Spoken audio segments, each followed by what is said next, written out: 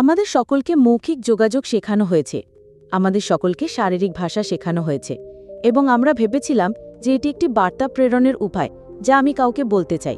আমি ভেবেছিলাম এটি মানুষকে রূপান্তরিত করার উপায়, এটি মানুষকে অনুপ্রাণিত করার উপায়, এটি শিশুদের শাসন করার উপায়, এবং তাই আমরা চেষ্টা করেছি। কিন্তু প্রায়শই আমরা অন্য দিক থেকে প্রতিক্রিয়া পেয়েছি, কখনো অন্য দিক থেকে প্রতিক্রিয়া অনুভব করেছি। হ্যাঁ, কেবল পরিবার নয়, কর্মক্ষেত্রেও। এবং আমাদের উদ্দেশ্যগুলি খুব বিশুদ্ধ, এবং তবু আমরা কিছু বলি এবং সেই দিক থেকে প্রতিক্রিয়া আসে। প্রতিক্রিয়ার কারণ হলো যে এমনকি বিশুদ্ধতম উদ্দেশ্যের সাথেও একজনের অহং এবং অন্যের অহংকারের মধ্যে যোগাযোগ ঘটে, এবং এটিকেই আমরা অহংকার সংঘর্ষ বলি। কিন্তু আমরা বলি না, আমি কোনো অহংকারী অবস্থায় ছিলাম না, আমি বিশুদ্ধ উদ্দেশ্যতে ছিলাম, আমার পরিবারের প্রতি অনেক ভালোবাসা, আমার সন্তানদের প্রতি অনেক যত্ন, এবং আমি এটি সবচেয়ে বিশুদ্ধতম উদ্দেশ্য নিয়েই করেছি। অহংকার মানে শ্রেষ্ঠত্ব নয়, অহংকার একটি খুব সহজ সংজ্ঞা আছে, এবং আপনাকে সেই সংজ্ঞাটি আপনার সাথে একটি কার্যকরী সংজ্ঞা হিসাবে রাখতে হবে।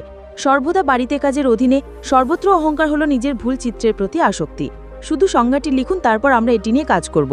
অহং হলো আমার নিজের ভুল চিত্রের প্রতি আসক্তি, তাই অহং হলো আসক্তির সমান। এখন নিজের ভুল চিত্রের প্রতি আসক্তি মানে গতকাল সকাল পর্যন্ত আমার নিজের সম্পর্কে ভুল চিত্রগুলি কি ছিল, আমি কে। হ্যাঁ, তাই এটি ছিল আমার নাম, আমার শরীর, আমার ভূমিকা, আমার অবস্থান, আমার বর্ণ, আমার ধর্ম, আমার জাতীয়তা, এবং এটি অত্যন্ত গুরুত্বপূর্ণ অহং আমার সম্পর্ক, শ্রম। তাই যখন আমরা পরিবারের সাথে যোগাযোগ করি তখন একজন স্বামী একজন স্ত্রীর সাথে কথা বলে, একজন বাবা মা একজন সন্তানের সাথে কথা বলে, একজন ভাই একজন ভাইয়ের সাথে কথা বলে। তাই কার সাথে কথা বলছে, এটি একটি সম্পর্ক সম্পর্কে কথা বলছে। সবকিছু পরিবর্তিত হয়। তাই যখন আমি বলি যে আমি আমার স্ত্রীর সাথে কথা বলছি, তখন এটি আমার অহংকার যে আমি এই সম্পর্ক। অন্য ব্যক্তি নিজের সম্পর্কে যা তৈরি করেছে তার মিথ্যে চিত্রের সাথে কথা বলছে। তাই যদি আপনি কল্পনা করেন তবে এটি একটি মিথ্যে চিত্র, অন্যের সাথে কথা বলছে মিথ্যে চিত্র, কিন্তু সে একজন স্ত্রী। হ্যাঁ, এটি সেই ভূমিকা যা আমরা পালন করছি, কিন্তু এটি কোনো ভূমিকা নয়, এটি একজন অভিনেতা অন্য অভিনেতার সাথে কথা বলছে, এবং সেই অভিনেতা এখন আত্মা। যখন আমরা সম্পর্কের লেবেল বলি, বাড়িতে এমনকি কর্মক্ষেত্রেও আমাদের সম্পর্কের লেবেল থাকে। আমি এখন অমুক বা অমুক ব্যক্তির সাথে কথা বলছি। বয়সের সাথে সম্পর্কিত প্রত্যাশা এবং করণীয় নয় এমন অনেক কিছু রয়েছে।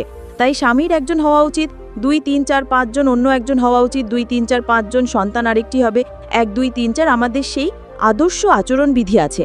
এবং সেই কারণেই যখন অন্য ব্যক্তি সেই আচরণবিধির সাথে মেলে না, আমরা বলি কিন্তু একটি শিশুর এই রকম হওয়া উচিত।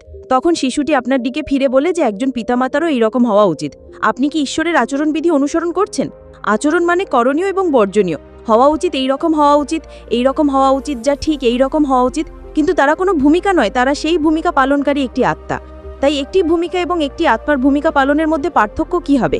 তাই উদাহরণস্বরূপ একটি সিনেমার ভূমিকা ধরুন, অথবা কখনো কখনো আমরা এই হিন্দি টিভি সিরিয়ালে দেখি, কিছু সময় পরে অভিনেতা 1 বা 2টি পরিবর্তন হয়। আপনি একই ভূমিকা পালন করছেন, তাই একজন চলে যায় এবং অন্যটি আবার 2 বছর পরে আসে, যে একজন বেরিয়ে আসে। এখন একই ভূমিকা, কিন্তু যখন অভিনেতা পরিবর্তন হয় তখন সবকিছু বদলে যায়, কারণ এটি ভূমিকা নয়। স্ক্রিপ্ট একই, ভূমিকা একই, নাটক একই, সমস্ত সহ অভিনেতা একই, কিন্তু অভিনেতা পরিবর্তিত হয়েছে, এবং তাই প্রতিটি অভিনেতা সেই ভূমিকা পালন করবে। প্রতিটি অভিনেতা ভূমিকা অনুসারে ভূমিকা পালন করবে বা আত্মা অনুসারে ভূমিকা পালন করবে। কিছু অভিনেতা এটি খুব বাহ্যিকভাবে করবেন, লাইনগুলি খুব শক্তিশালী, স্ক্রিপ্ট অসাধারণ। বিপরীত অভিনেতাও সুপার নিখুঁত ছিল। আমি অভিনেতা, আমি খুব নয়, তাই আপনি সেই অভিনেতা দর্শকদের সাথে সংযোগ স্থাপন করবেন না। অন্য অভিনেতা একই ভূমিকা এটাকে সম্পূর্ণ ভিন্ন স্তরে নিয়ে যাবে। তাই কে ভূমিকা পালন করছে? অভিনেতা ভূমিকা পালন করছে। তাই আমরা ভূমিকাটি প্রশংসা করি না, আমরা বলি যে এই অভিনেতা খুব ভালো ছিল। অন্যথায় এমন একজন অভিনেতাকে সেরা ভূমিকা দিন যিনি এতে দক্ষ নন। সেই ভূমিকায় কিছুই নেই, তাই ভূমিকাটি সেই ভূমিকা সম্পর্কে নয়, সেই ভূমিকা অভিনেতা সম্পর্কে।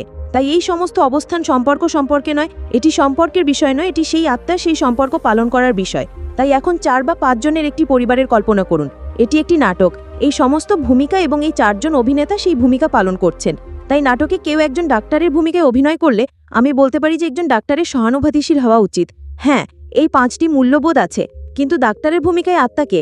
তাই হ্যাঁ, সকল ডাক্তারের সহানুভূতি থাকবে, কিন্তু প্রত্যেকের সহানুভূতির প্যারামিটার হবে আত্মার সংস্কারের উপর নির্ভর করে। প্রত্যেকের সহানুভূতি প্যারামিটার আলাদা হবে।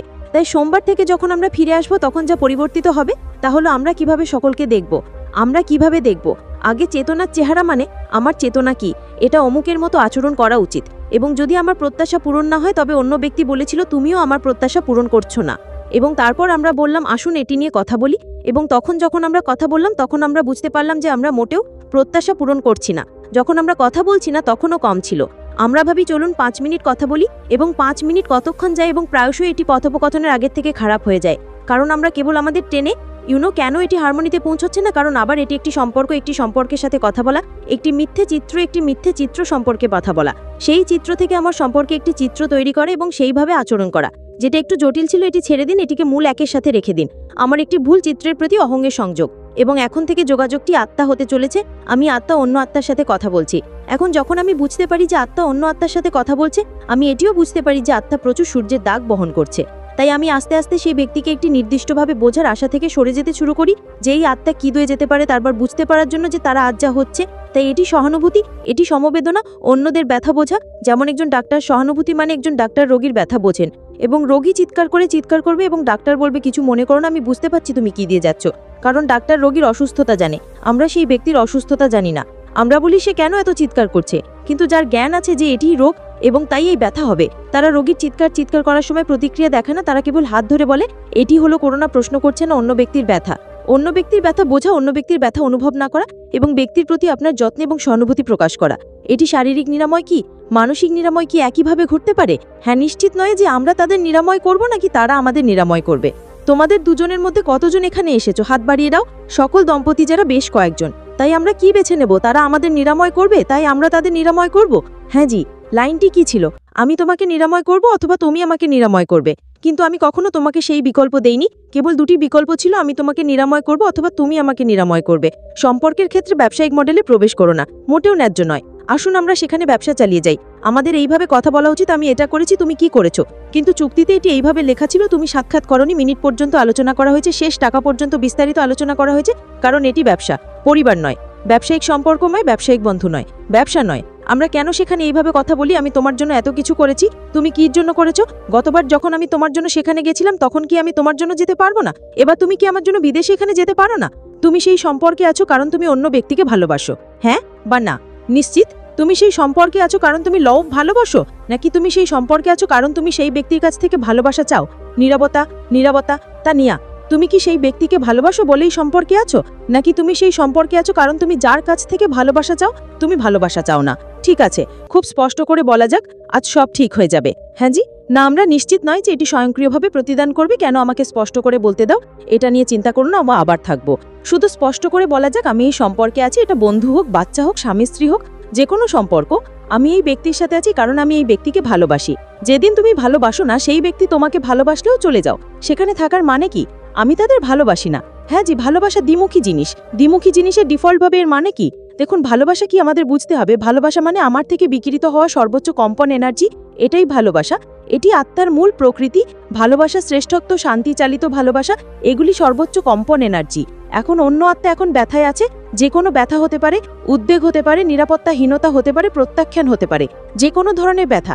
তাই যখন কেউ ব্যথায় থাকে, তাদের কাছ থেকে তোমার কাছে ব্যথা ছড়াচ্ছে। তারা বলতে পারেন আমি তোমাকে ভালোবাসি, কিন্তু তারা কোনো ভালোবাসা ছড়াচ্ছে না, কারণ এই মুহূর্তে তারা একটি মুহূর্তে ব্যথা পাচ্ছেন। কেবল একটি ধরনের কম্পন তোমার কাছ থেকে মানুষের কাছে প্রবাহিত হয়। তুমি একবারে একাধিক ফ্রিকোয়েন্সিতে থাকতে পারো না, তুমি একই সাথে 5টি ফ্রিকোয়েন্সিতে থাকতে পারো না। তাই যদি আমি কোনো আমার ব্যক্তিগত সমস্যার মধ্যে দিয়ে যাচ্ছি, অথবা যদি এটি আমার ছেলের গাড়ি যে আমি এই বিয়েতে নিয়ে এসেছি, তাহলে আমি নিরাপত্তাহীনতা সংস্কার নিয়ে আসতে পারতাম, আমি প্রত্যাখ্যানের সংস্কার নিয়ে আসতে পারতাম, আমি অতীত থেকে এটি বহন করতে পারতাম, এবং আমি একটি সম্পর্কে এসেছি। আমি এখন আমার ছেলের গাড়ি নিয়ে এসেছি। আমি যদি কম কম্পনের সংস্কার নিয়ে এসেছি, তাহলে আমি কোন ফ্রিকোয়েন্সিতে আছি? তাহলে আমি তোমার কাছে এটি প্রেম নয়। আমরা এটিকে প্রেম বলতে পারি, এটি নয়, এটি সংযোগ নয়। প্রেম এবং সংযোগের মধ্যে পার্থক্য সম্পর্কে চিন্তা ভাবনা, যেটা আমরা পরে দেখব। তাই আমাদের বেশিরভাগই এখন সর্বোচ্চ কম্পনের ফ্রিকোয়েন্সিতে কোনো সম্পর্কে আসছি না। আমরা আমাদের অহঙ্গের সাথে আসছি, আমাদের চাপ, আমাদের উদ্বেগ, আমাদের প্রত্যাখ্যান, আমরা অনেক জিনিস বহন করি। আমরা বলি আমি তোমাকে ভালোবাসি, কারণ সমাজ আমাদের কাছে ভালোবাসার যে ছবি তুলে ধরেছে। কিন্তু ভালোবাসার মানেই এখানে এবং এখানে। অশর্ত ভালোবাসা বলে কিছু থাকে না। ভালোবাসা অশর্ত ভালোবাসা, কেবল অশর্ত ভালোবাসা, শর্তাধীন ভালোবাসা, প্রত্যাশা, সংযোগ, আঘাত সবকিছুই শর্তাধীন, এবং সেই কারণেই কম্পন চলে যায়। তাই আমরা কেবল একজনের গ্যারান্টি নিতে পারি, আমরা অন্য ব্যক্তির গ্যারান্টি নিতে পারি না। তাই আমি কেবল নিজের গ্যারান্টি নিতে পারি যে আমি বিকিরিত করতে পারি, অথবা বিকিরিত করার জন্য, আমার বিকরিত করার জন্য সেই বিশুদ্ধ উদ্দেশ্য আছে। আমি কি নিজের জন্য এটি করতে পারি? হ্যাঁ। তুমি কি প্রস্তুত? যাই হোক, কম্পন আছে। গতকাল থেকে পরিবর্তন হয়েছে? না। তোমাদের অনেকেই মনে করে গতকাল দিনের শেষে একটু বেশি হয়েছে, তাই যখন তোমরা বাড়ি ফিরে আসবে তখন আমরা দেখছি কত ঘন ঘন এখানে থাকবে। এখন আমরা যখন আলমারি খুলে দেখছি কত জিনিস বেরোয়। এখন তুমি দেখতে পাচ্ছ কি ঘটে। এটি জীবনের এমন একটি ক্ষেত্র যেখানে আমরা কখনো বসে ভাবিনি যে আমরা কেবল আমাদের কাছে থাকা লেবেল এবং আমাদের কাছে থাকা ছবিগুলি দিয়ে বেঁচেছিলাম। কথা তো ছাড়ো, আমরা কি এই প্রশ্নটি সেশনের শেষের জন্য রাখতে পারি? আমার মনে হয় তখন সম্পন্ন হবে। ধন্যবাদ। তাকে ভালোবাসে। তোমরা সবাই তাকে ভালোবাসো, যার মানে একটিও প্রশ্ন নয় কেন এটা ভালোবাসা, যখন আমি বিচারমূলক বিচার সমালোচনার একটি চিন্তা তৈরি করি না। ঝামেলা যেটা আমার সর্বোচ্চ এনার্জি প্রবাহ, সর্বোচ্চ এনার্জি, উচ্চ এনার্জি। আমি কি এটি হলো আমি কে? কিন্তু আবারও সাদা রং হলো আমি কে? সাদা রঙের জন্য আমাকে কিছু করতে হবে না, আমাকে কেবল খেয়াল রাখতে হবে যাতে দাগ না থাকে, এবং আমি যে দাগ তৈরি করেছি তা মুছে ফেলবে। কিন্তু আমি আশা করতে পারি না যে আমার চারপাশে সবাই একই গতিতে দাগ ধুয়ে ফেলবে।